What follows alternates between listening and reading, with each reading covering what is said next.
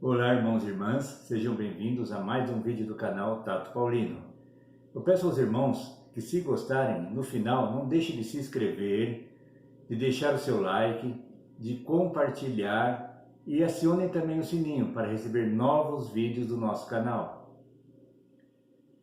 Irmãos, vocês já passaram pela situação de, durante sua vida cristã, você ouvir muitas vezes sobre um texto da Bíblia e você se acostumar com aquilo que você ouve e de repente, quando você vai estudar de maneira mais profunda, buscar realmente o que quer dizer aquele texto, você vê que muitas vezes não tem muito a ver com o que você aprendeu durante os anos? Por exemplo, em João 10:10, quando Jesus diz que o ladrão veio para roubar, matar e destruir, talvez você por muitos anos tenha entendido que estava falando ali de Satanás, do diabo. Mas ao estudar o texto, você vai entender ali que não era de Satanás que Cristo estava falando. Ali ele está se referindo ao falso obreiro, ao falso mestre, ao mercenário. Então você vê que não tem a ver com Satanás. Pode ser que Satanás tenha os mesmos objetivos e adjetivos desse falso pregador, mas na verdade Jesus está falando ali, sim, não de Satanás, mas de um falso pastor, do mercenário. E hoje eu vou estar relatando com os irmãos um texto que muitas vezes vai fazer você repensar em tudo que você já ouviu. Eu vou estar falando hoje da vinda do Espírito Santo no dia de Pentecostes, que está relatado lá no livro de Atos, capítulo 2.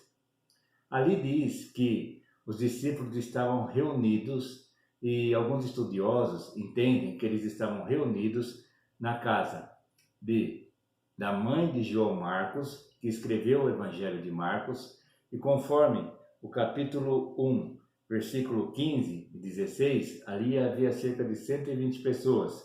Então, alguns estudiosos entendem que aqueles que estavam reunidos no dia de Pentecostes eram esses 120 na casa da mãe de João Marcos. Diz assim o texto: chegando o dia de Pentecostes, estavam todos reunidos num só lugar. De repente, veio do céu um som, como de um vento muito forte, e encheu toda a casa na qual estavam assentados.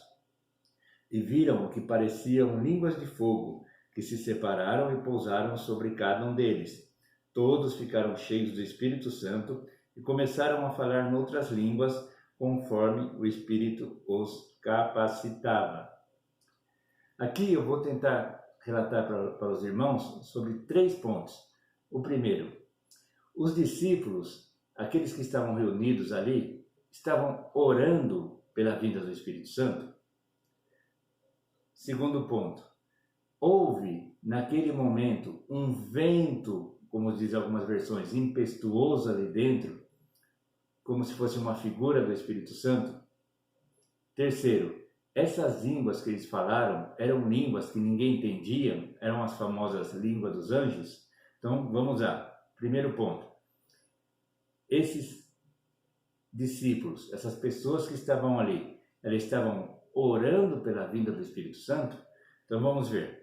Primeira coisa, diz aqui que de repente veio do céu um som como um vento muito forte. Então vamos lá, eles estavam reunidos e de repente, sem ninguém esperar, foram pegos de surpresa por algo sobrenatural. Todos estavam assentados, prestem atenção, no final do versículo 2. De repente veio do céu um som como um vento muito forte e encheu toda a casa na qual estavam todos assentados. É interessante nós sabermos o costume judaico. De acordo com o costume judaico, eles oravam em pé. Eles não oravam sentados. Assentados, eu vou ler para vocês aqui, é o termo utilizado na língua grega para descrever o momento da ceia ou da refeição em que o judeu se assentava junto à mesa. Por isso, pode-se presumir que eles estavam fazendo uma refeição ou no momento de comunhão. Então, eles não estavam ali orando naquele momento pelo avivamento, eles não estavam ali orando pela descida do Espírito Santo. E é interessante nós lembrarmos uma coisa. Em Atos 1, capítulo 4, olha o que Jesus disse para os discípulos. Certa ocasião, enquanto comia ele, deu-lhes essa ordem: não saiam de Jerusalém, mas esperem pela promessa de meu Pai, da qual lhes falei. Então Jesus fala o quê? Para eles não saírem de Jerusalém. O interessante é que Jesus não fala para eles buscarem em oração essa promessa. Ele só falou o seguinte: esperem lá, fiquem lá aguardando. Então, se nós vermos aqui essa questão da surpresa que eles tiveram com o que aconteceu, que veio de repente, deles estarem todos assentados, isso quer dizer, irmãos, que eles estavam ali formalmente, eles não estavam ali numa reunião de oração, eles não estavam ali buscando a vinda do Espírito Santo, mas estavam reunidos e de repente veio esse som de vento impetuoso. Essa questão causa certo incômodo para alguns, que é como se quisessem agendar um avivamento nas suas chamadas reuniões de avivamento. Não sei se vocês já viram, passaram em algumas portas de igreja que está escrito assim: hoje, grande reunião de avivamento, hoje, grande reunião de busca do Espírito Santo. Irmãos, Deus não depende de reuniões de avivamento para fazer a sua vontade. Ele faz quando, como e da maneira que quer. Então, nesse caso, cai aí um assunto que nós sempre entendemos, que os discípulos estavam orando pela vinda do Espírito Santo. De acordo com o que diz aqui, não. Eles estavam ali de maneira formal, eles estavam assentados, conversando ou ceando, e de repente aconteceu esse milagre. O segundo ponto.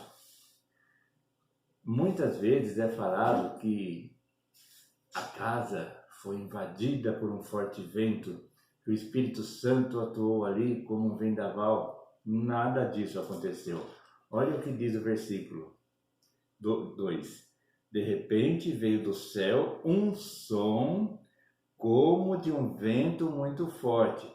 Então o Espírito Santo, nesse caso, não atuou em forma de vento, como alguns pregam, o famoso vento ou sopro do Espírito, mas o barulho foi como de um vento forte.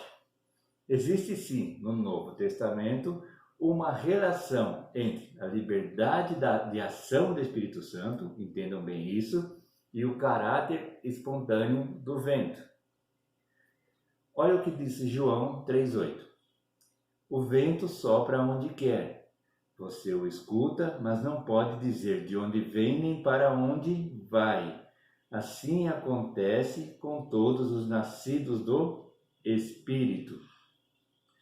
Nesse texto, João está falando com Nicodemos, que o havia procurado à noite.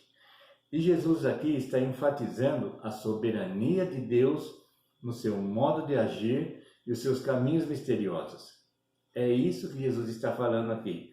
Da mesma maneira que nós não controlamos o vento, não há como controlar a ação do Espírito Santo. Não há como você dizer: hoje o Espírito Santo vai agir nesse local, hoje o Espírito Santo vai fazer milagres. Não tem como você controlar a ação do Espírito Santo. E quando eu falo de ação do Espírito Santo aqui, eu não estou falando de exageros, de êxtases físicas, nada disso. Eu estou falando do novo nascimento, da conversão. Então não tem como você saber quando, onde e como o Espírito Santo vai agir. Por isso ele é comparado com o vento. Mas nesse caso, nesse dia, não houve nenhum tipo de vento ali dentro daquela casa. E por último, eu gostaria de estar falando sobre um assunto que é mais conhecido, que é a questão das línguas faladas naquele dia. Alguns alegam que essas línguas eram línguas estranhas ou língua dos anjos e que isso era um batismo do Espírito para confirmar realmente que aquelas pessoas eram crentes ou eram do Senhor. Mas veja bem o que diz o texto. Versículo 4. Todos ficaram cheios do Espírito Santo e começaram a falar noutras línguas, conforme o Espírito os capacitava. Quais línguas? Versículo 7. Atônitos e maravilhados, eles perguntavam: acaso não são galileus todos esses homens que estão falando? Então, como ouvimos cada um de nós em nossa própria língua materna? Partos, medos e elamitas, habitantes da Mesopotâmia, Judéia e Capadócia, do Ponto e da província da Ásia, Frígia e Panfilha, Egito e das partes da Líbia, próxima a Cirene, visitantes vindos de Roma, tanto judeus como convertidos ao judaísmo, cretenses e árabes.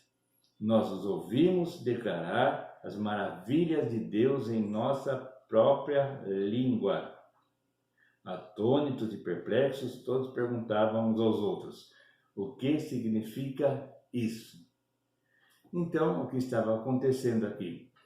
Aqueles judeus, eles estavam ali falando na língua das pessoas que estavam visitando Jerusalém para a festa do Pentecostes. Então aqui nós citamos pelo menos 10 tipos de nações ou de línguas diferentes, da língua aramaica ou da língua hebraica ou da língua grega que era falada naquela região. E eles falavam essas línguas fluentemente, glorificavam a Deus fluentemente nessas línguas que não eram a deles, e as pessoas que eram estrangeiras entendiam em sua própria língua. Esse foi o milagre aqui. Isso, na verdade, é um sinal de que o Evangelho seria pregado para toda língua e nação. Não tem nada a ver aqui com línguas estranhas que ninguém compreende. Nesse caso, não. Nesse texto, não. Aqui está se falando sobre línguas de outras nações estranhas àquele povo e que aqueles estrangeiros conseguiam ouvir como se fosse o seu próprio dialeto. Então, esses 3 pontos aqui que eu citei, irmãos, muitas vezes são mal entendidos. Como eu falei, no primeiro, muitos entendem que eles estavam orando para a descida do Espírito Santo. E nós vimos pelo texto aqui que não era bem assim. Muitos entendem que soprou um vento ali, o vento do Espírito soprou naquele local. Também não foi bem assim, foi apenas o som como de um vento. E as línguas eram línguas de outras nações que entendiam claramente o que era dito por esses judeus. Amém, irmãos? Se gostaram, como eu disse no início, deixem seu like, se inscrevam e acionem o sininho para receber novos vídeos do canal Tato Paulino. Deus os abençoe.